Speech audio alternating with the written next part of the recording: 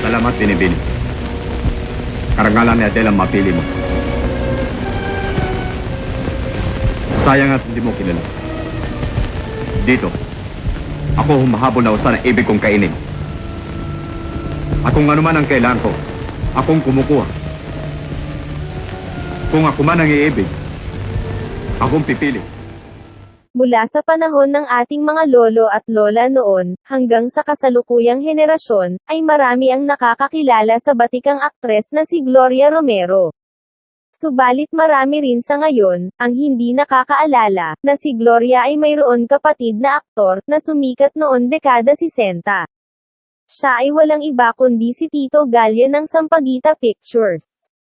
Si Tito ay nakababatang kapatid ni Gloria, at naging tanyag sa mga pelikulang alias Sakay, Pag-ibig Ikaw ang May Sala, Tulisan, at Darna at Ang Babaeng Tuod. Siya rin ay lumabas sa ilan mga bomba films noon dekada 70, at nakatambal ang mga pinakasikat na bomba star sa pinilakang tabing. Alamin natin ang naging buhay ni Tito sa video na ito.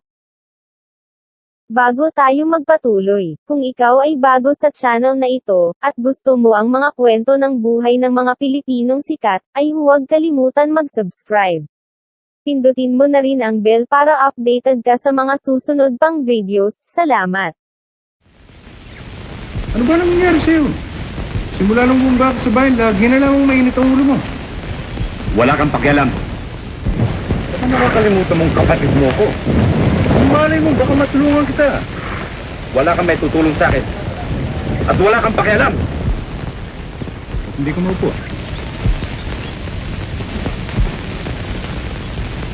Talaga bang ayaw na ayaw mo kay Fernanda? Ilang ulit ko ba sasabihin sa'yo? Nasa naman babae para sa akin. Konting lamig, Adele.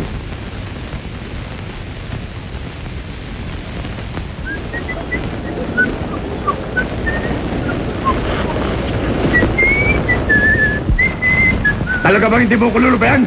Huwag kang sisigaw. Ikutin natin.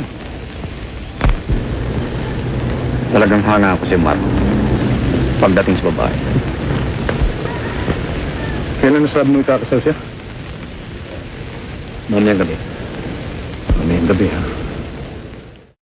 Si Pedro Borrego Gallia na mas kilala sa kanyang screen name na Tito Gallia ay ipinanganak noon June 8, 1935, sa Denver, Colorado sa Amerika. Ang kanyang ama na pinagkunan ng kanyang pangalan, ay si Pedro Gallia na isang taga Pangasinan, at ang kanyang ina ay si Mary Borrego, na isang Amerikana. Siya ay nakababatang kapatid ng tanyag na aktres na si Gloria Romero, at sila ay may dalawa pang mga kapatid na sila Gilbert, na naging isang doktor, at si Luis. Nang ang magkakapatid ay maliliit pa, ang kanilang pamilya na nakatira sa Estados Unidos, ay nagbakasyon sa Pilipinas, upang bisitahin ang lupang sinilangan ng kanilang ama sa Pangasinan. Subalit sumiklab ang ikalawang pandaigdigang digmaan, at sila ay hindi na nakabalik sa Amerika. Ang kanilang ina ay pumanaw sa panahon ng gyera, at silang mga naiwanan ay nagsimula ng panibagong buhay sa bansa. Nang pumasok sa industriya ng pelikula ang kanyang ate Gloria, si Tito ay hindi agad na engganyong sundan ang yapak ng kanyang ate sa pag-aartista. Siya ay nag-aral noon sa University of the East sa Maynila, at doon nakatapos ng kolehiyo. Kalaunan, habang siya ay nagtatrabaho, ay may nag-alok sa kanya na subukan ang pag-arte sa pelikula, tulad ng kanyang kapatid. Ang alok na ito ay tinanggap ng binata, at siya ay unang lumabas sa maliliit na roles sa pelikula. Noon 1956, ay dumating ang kanyang big break nang si Tito ay opisyal na ma-introduce sa pelikulang Society Girl. Dito ay nakasama niya sila Rita Gomez at Luis Gonzalez, at ang baguhang aktor ay kinakitaan ng husay sa kanyang naging pagganap. Siya ay naging contract star ng Sampaguita Pictures, at sunod-sunod na ang kanyang naging pelikula. Ilan dito ay ang Torquata, Prinsesa Gusgusin, at Hahabol-habol noon 1957. Pagoda, Madaling Araw, Baby Bubot, at Ulilang Anghel noon 1958. Calabog and Bosio, Mga Anghel sa Lansangan, at Esmeralda noon 1959. Isinakdal ko ang aking ama, Mother Dearest, sa Hardin ng Diyos, at Pitong Amores noon 1960. Dugo sa aking kamay, 4 na yugto ng buhay, harangan man ng sibat, at alias Sakay noon 1961. The Big Broadcast, Magbayad ang May Utang, 7 Puso, at Sa Bawat Punglo noon 1962. Sweet Valentines, Historia de un Amor, Sa Puso ng Isang Ina noon 1963, at marami pang iba. Ang kanyang karera sa showbiz ay patuloy na namayagpag hanggang sa kalagitnaan ng dekada 70. Nang lumaganap ang mga bomba films, si Tito ay sumubok din sa mga ganitong pelikula, at siya ay naging isa sa mga tanyag na leading man ng mga bomba stars. Nakapareha niya ang itinuturing na pinakaunang bomba star na si Merl Fernandez, sa pelikulang Uhaw noon 1970.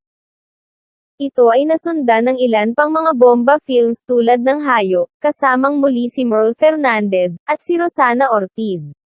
Laman sa Laman kasama si Rita Gomez. Alimpuyo, kasamang muli si Rosana Ortiz. Kamunduhan, kasama si Lynn Rosel, at marami pang iba.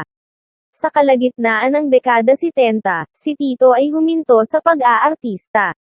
Sa kasalukuyan ay wala ng impormasyon na nakapubliko, patungkol sa naging pribadong buhay ng dating aktor sa labas ng showbiz. Ang kanyang paghinto sa pag-arte ay maaring sanhi ng kanyang naging sakit noon, na naging dahilan kung bakit siya nagtungo sa Estados Unidos, upang magpagamot. Si Tito ay na-diagnose na mayroon brain cancer, na unti-unting naging dahilan ng pagbagsak ng kanyang kalusugan. Kalaunan ay tuluyang iginupo ng sakit ang kanyang katawan, at siya ay pumanaw noon August 25, 1979, habang nasa Philadelphia, Pennsylvania.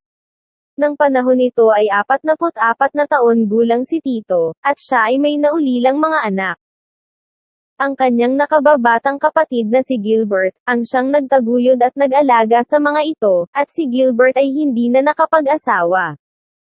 Hindi man nagtagal ang pananatili ni Tito Galye sa industriya ng pelikula, ay nag-iwan pa rin siya ng marka sa mga puso ng kanyang naging tagahanga. Ang kanyang mga naging ambag sa showbiz, ay hindi basta-basta malilimutan, at ito ay bahagi ng kasaysayan ng mundo ng entertainment. Kasalanan ko na. Hindi ko akalaing abot sa ganito mga pangyayari. Kung nagkasala ka man, ay ganyan din ako. Itinulak ako ng labis na panibugong. Panibugong ni walang karapatang mamahay sa akin. Ang kasamang nilikha natin ito. Tinapos ng labanan ito. Kung may kasalanan ng lahat.